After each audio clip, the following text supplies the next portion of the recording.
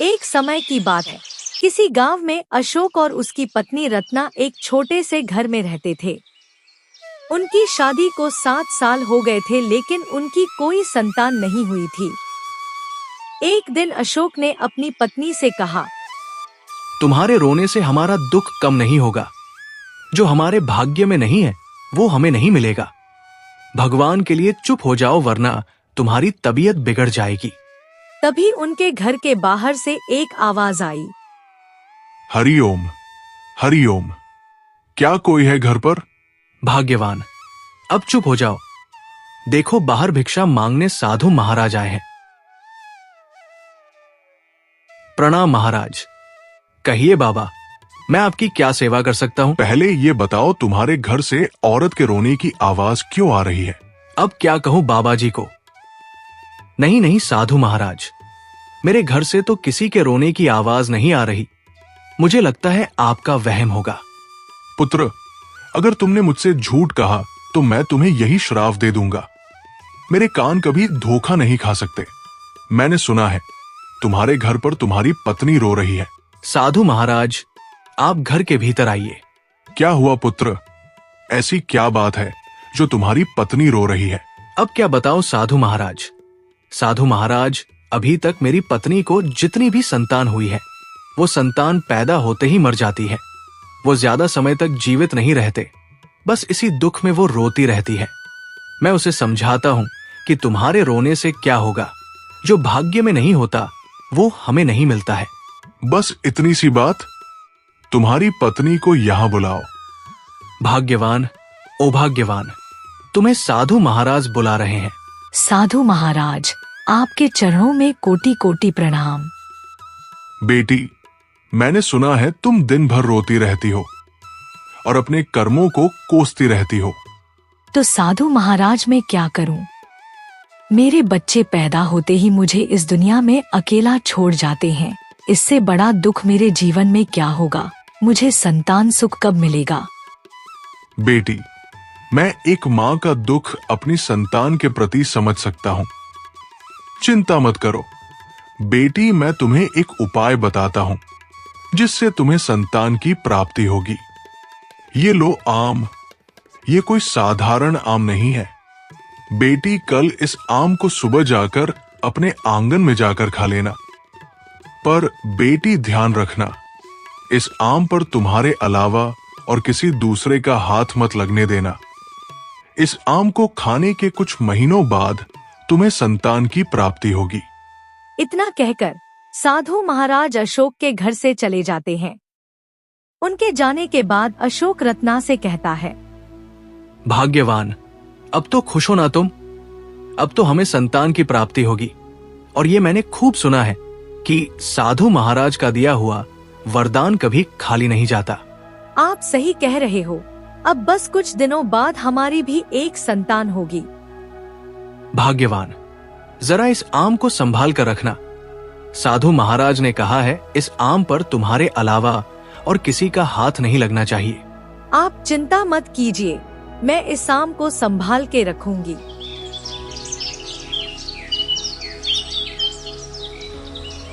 अगले दिन सुबह हुई। रत्ना आंगन में जाती है। अरे, मैं तो भूल ही गई। मैंने चूल्हे पर दूध उबलने के लिए रखा है। पहले जाकर दूध चूल्हे से उतार कर आती हूँ, फिर इस आम को आराम से खाऊंगी। अभी इस आम को मैं यहीं रख देती हूँ। यहाँ पर तो कोई भी इस आम को छूने वाला नहीं है। रत्ना महाराज का दिया हुआ आम अपने आंगन में रखकर अपने घर के भीतर जाती है। उतने ही देर में एक बंदर वहाँ आता है और वही महाराज के दिए हुए आम को हाथ लगाकर चला जाता है। थोड़ी देर में रत्ना आंगन में आकर वो आम खा लेती है। अरे भाग्यवान, तुमने वो आम खा लिया? हाँ जी, मैंने वो आम खा लिया। चलो, अब हमें कुछ महीनों बाद संतान की प्राप्ति होगी।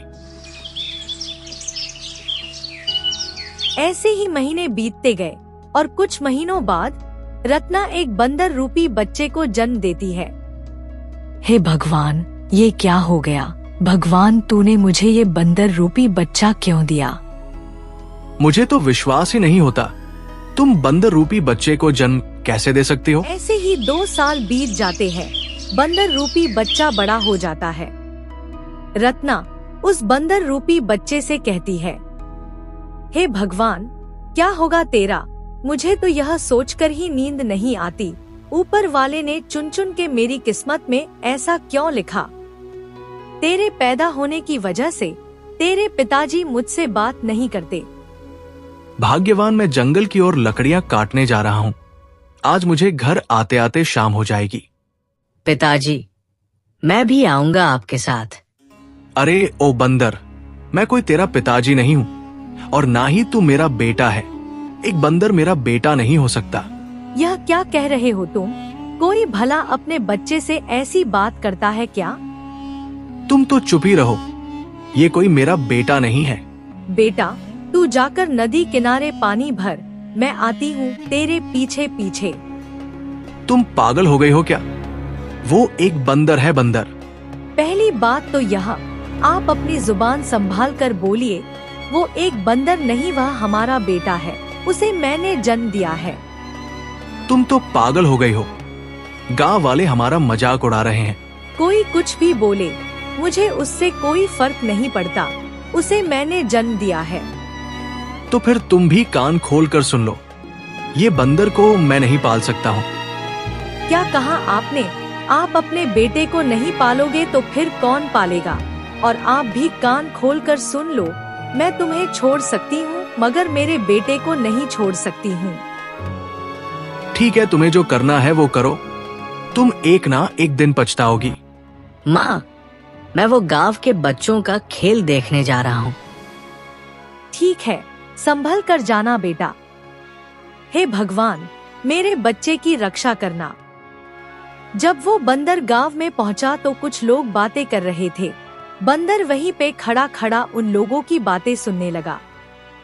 इस बार मैंने अपने पोते का एक बढ़िया से विद्यालय में दाखिला करवाया है। अरे उसे भी तो बड़े होकर मेरी तरह वकील बनना है। बिल्कुल सही कहा। आज के जमाने में पढ़ाई लिखाई बहुत जरूरी है। उसके बाद वो घर की ओर निकल जाता है। और उसके बाद वो घर आया और अपनी माँ से बोला, माँ, क्या पढ़ाई लिखाई बहुत जरूरी होती है? क्या मैं भी पढ़ सकता हूँ? माँ, मुझे भी गांव के बाकी बच्चों की तरह गांव के विद्यालय में जाकर पढ़ना है। तेरा दिमाग खराब हो गया है क्या? अरे वह सब इंसानी बच्चे हैं। तूने जो मुझसे कहा सो कहा, पर भूले से यह बात किसी को मत कह देना, खास तुम्हारे पिताजी को। ठीक है, नहीं कहूँगा माँ। माँ, पर तुम पहले वचन दो कि तुम मुझे किताबें ला कर दोगी। हे भगवान, यह कैसी मुश्किल में पड़ गई मैं। उधर अशोक जंगल में लकड़ियाँ काट कर थक चुका था। आज इतनी धूप में काम करते करते हाथ पैर जोरों के दुख रहे हैं। वैसे आज समय रहते मैंने लकड़ियां ढेर सारी काट ली है। चलो अब मैं घर चलता हूँ। मगर घर जाकर क्या करूंगा? वो बंदर है ना, पता नहीं रत्ना को वो बंदर पर इतना प्रेम क्यों आ रहा है, जो उस बंदर के चक्कर में वो मुझे भी छोड़ने को तैयार हो गई। पता नहीं साधु ने कैसा आम दिया जिससे संतान तो नहीं, समस्या जरूर पैदा हो गई। इस समस्या का हल मुझे ही ढूंढना होगा। अशोक घर की ओर निकल जाता है और कुछ देर बाद वो घर पहुंचता है। उसकी पत्नी रत्ना अशोक से कहती है, मैं क्या कहती हूँ, हम साधु महाराज को एक बार हमारे पुत्र को दिखाते हैं। अगर वह इसे ठीक कर दे, केवल यह दिखता ही बंदर की तरह है, बाकी इसमें सब गुण साधारण मनुष्य की तरह है। नहीं, ये विचार फिर दोबारा अपने दिमाग में मत लाना। अब मुझे उस साधु पर बिल्कुल भी विश्वास नहीं है। मैंने केवल एक बार विश्वास किया, जिससे संतान तो नहीं, समस्या पैदा हो गई है। पता नहीं एक बार और विश्वास करेंगे तो ना जाने कौन सा जानवर पैदा होगा। ये बंदर के बच्चे ने तो मेरा जीवन हराम करके रखा है। अब मुझे इसका कुछ ना कुछ तो करना ही होगा। सुबह होती है। अशोक सोकर उठा और मन ही मन में सोचने लगा, ऐसा क्या करूं जिससे ये बंदर हमेशा के लिए रत्ना से दूर हो जाए। हाँ, एक उपाय है। ठीक है, आज मैं ऐसा ही करूंगा।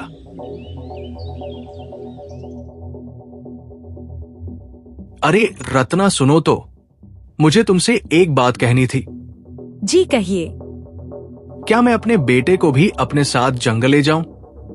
वो पेड़ों पर चढ़कर लकड़ियां तोड़ने में मेरी मदद कर देगा।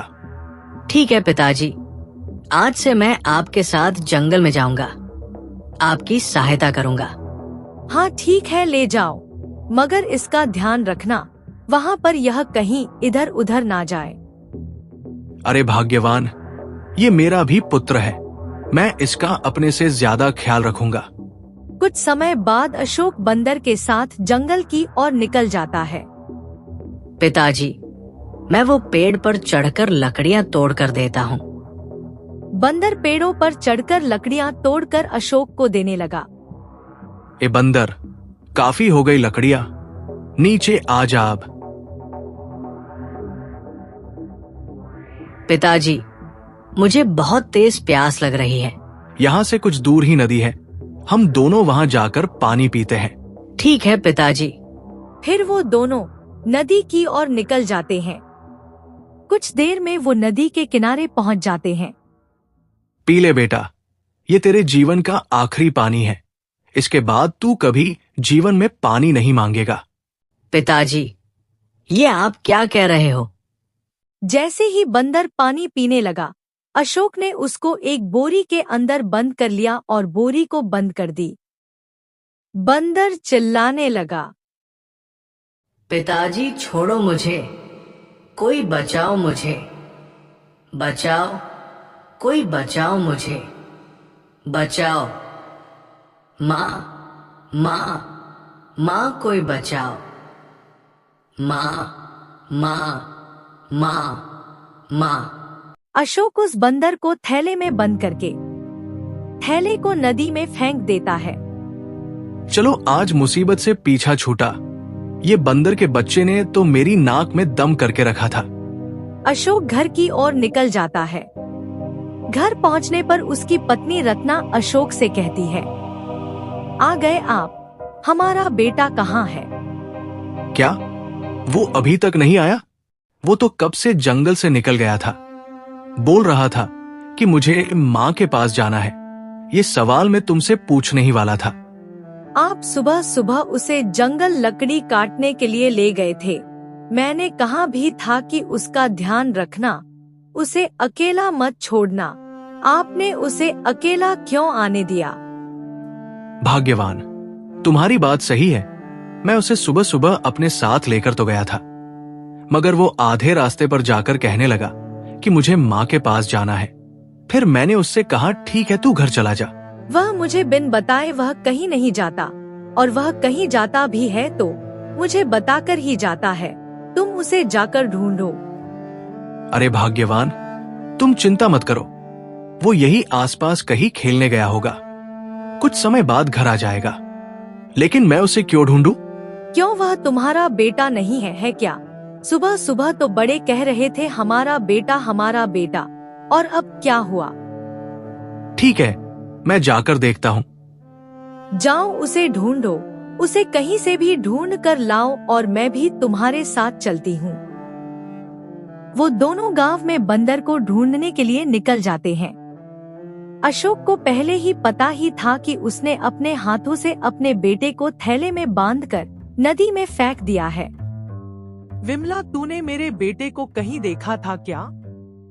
कौन, वो बंदर को? हाँ, मैंने तुम्हारे बेटे को आज सुबह सुबह ही तुम्हारे पति के साथ जंगल की ओर जाते देखा था। हाँ, मगर भाग्यवान, तुम्हें बताया ना, वो घर की ओर चला गया था। अब इसमें मैं क्या कर सकता हूँ, जब वो बंदर ही घर जाने की जिद कर रहा था तो। हे भगवान, मेरा बेटा मुझे छोड़कर पता नहीं कहाँ चला गया। उनको ढूंढते ढूंढते अब रात हो जाती है। रत्ना घर के बाहर अपने बंदर रूपी बेटे का इंतजार कर रही वहीं बैठी रहती है। तभी वहाँ अशोक आता है और रत्ना से कहता है, रत्ना, कब तक अपने बेटे का इंतजार करती रहोगी? आ जाओ अंदर, खाना खा लो। जब तक मेरा बेटा मुझे नहीं मिल जाता, मैं खाना नहीं खाऊंगी। आप खा लो खाना। हे भगवान, अब कैसे बताओ इस औरत को? वो बंदर अब कभी नहीं आएगा।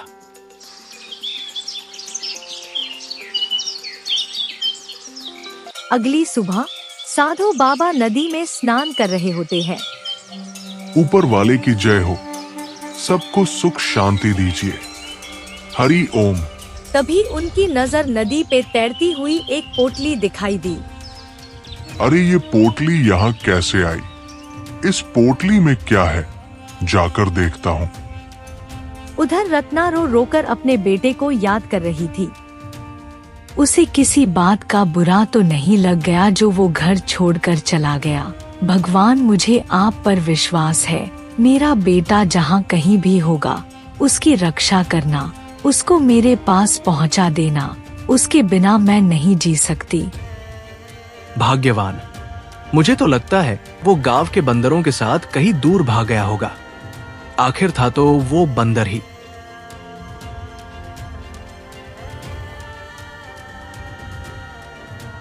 जैसे ही साधु बाबा उस थैले को खोलते हैं, उस बंदर को देखकर वह चौंक जाते हैं। हे भगवान, ये किस पापी मनुष्य का कार्य है जो एक बेजुबान को थैले में भरकर नदी में फेंक दिया? उसे ऊपर वाला कभी क्षमा नहीं करेगा। माँ, मैं कहाँ हूँ? साधु जी, मुझे मेरी माँ के पास ले जाइए। मुझे मेरी माँ के पास जाना है। मुझे मेरी माँ की बहुत याद आ रही है। हे ऊपर वाले, ये कैसा अद्भुत दृश्य है। एक बंदर, वो भी मनुष्य की वाणी कैसे बोल सकता है? मुझे तो अपनी आंखों पर विश्वास नहीं होता। सुनो वानर, तुम्हारी माता का क्या नाम है? साधु महाराज, मेरी माता का नाम रत्ना देवी है, जो आशपुर गांव में रहती है। अरे ये रत्ना का पुत्र है। मैंने तो उसे कुछ महीनों पहले एक आम दिया था संतान प्राप्ति के लिए। कहीं उस आम को खाकर तो उसका ये पुत्र नहीं हुआ। नहीं, ये नहीं हो सकता। मगर उसका ये पुत्र वानर रूपी क्यों है? मुझे तो लगता है कि रत्ना ने उस उपाय को ठीक से नहीं किया। जरूर उस आम पर किसी वानर के हाथ लग गए होंगे, जिस कारण रत्ना को एक वानर पुत्र प्राप्त हुआ। मुझे मेरी माँ के पास ले जाइए। मुझे मेरी माँ की बहुत याद आ रही है। मगर तुम्हें पोटली में भरकर नदी में किसने फेंका? साधु महाराज, मुझे मेरे पिताजी ने मुझे पोटली में भरकर इस नदी में फेंक दिया। साधु महाराज, मैं एक बंदर की तरह दिखता हूं ना, इस वजह से मेरे पिताजी मुझसे प्यार नहीं करते। वो मेरी माँ से झूठ कहकर मुझे जंगल में काम के बहाने से लेकर आए थे और उन्होंने मुझे इस पोटली में भरकर नदी में फेंक दिया। क्या अशोक ने तुम्हें इस पोटली में भरकर नदी में फेंका? कोई अपने पुत्र के साथ ऐसा करता है क्या? हे भगवान, इसकी सजा अशोक को अवश्य मिलेगी। उसे ऊपर वाला कभी क्षमा नहीं करेगा। बेटा, तुझे तेरी माँ की ममता ने बचा लिया। तू चिंता मत कर, मैं तुझे तेरी माँ के पास में लेकर जाऊंगा। साधु उस बंदर को लेकर रत्ना के पास लेकर जाने लगा। कुछ ही देर में वो वहां पहुंच गए और अशोक ये सब दृश्य देखकर चौंक जाता है। अरे बाप रे बाप, ये यहाँ कैसे आया? रत्ना अपने बेटे को देखकर बहुत खुश होती है और कहती है, बेटा, तू मुझे छोड़कर कहाँ चला गया था? मैंने तुझे पूरे गांव में ढूंढा मगर तू नहीं मिला। बता, मुझे छोड़कर कहाँ गया था तू? तुम्हारे पति ने इसे एक पोटली में भरकर नदी में फेंक दिया था और आज सुबह सुबह जब मैं नदी किनारे ऊपर वाले का ध्यान कर रहा था, तब मुझे नदी पर तैरती हुई पोटली नजर आई और जैसे ही मैंने उस पोटली को खुलकर देखा तो बेटी, उस पोटली में तुम्हारा पुत्र था। पुत्र, तो इतना नीचे गिर जाओगे ये मैं कभी सोच भी नहीं सकता।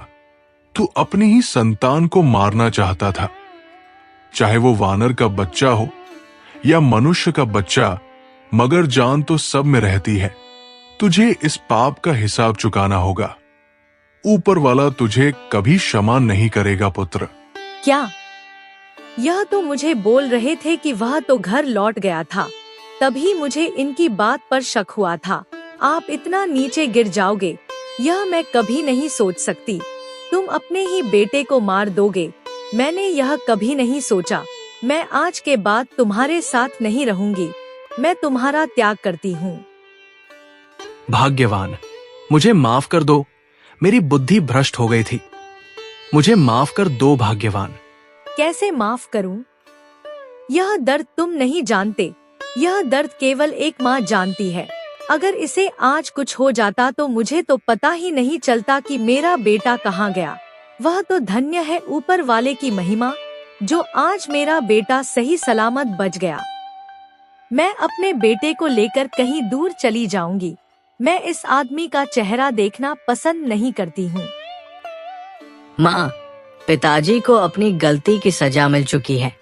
माँ, वो तुमसे माफी मांग रहे हैं और कह रहे हैं कि आगे से ऐसा कभी नहीं करेंगे। माँ, पिताजी को माफ कर दो। नहीं बेटा, मैं तेरे पिताजी को कभी माफ नहीं कर सकती। अगर तुझे आज कुछ हो जाता तो। देख ले पुत्र, इस वानर से कुछ सीख। तूने उसे जान से मारना चाहा, मगर वो अभी भी तुझे जीवन दान देना चाहता है। महाराज जी, मुझे माफ कर दीजिए, मुझसे बहुत बड़ी गलती हो गई। मैं तो माफी मांगने लायक भी नहीं हूँ। मगर साधु महाराज, मुझे समझ नहीं आता कि आपका दिया हुआ फल खाने के बाद मुझे यह बंदर रूपी संतान क्यों पैदा हुई। बेटी, याद हो तो मैंने तुमसे कहा था कि इस आम के फल पर किसी दूसरे का हाथ नहीं लगना चाहिए। तो उस फल पर किसी ना किसी तरह से एक वानर का हाथ अवश्य लगा है, जिस कारण तुम्हें एक बंदर रूपी संतान प्राप्त हुई।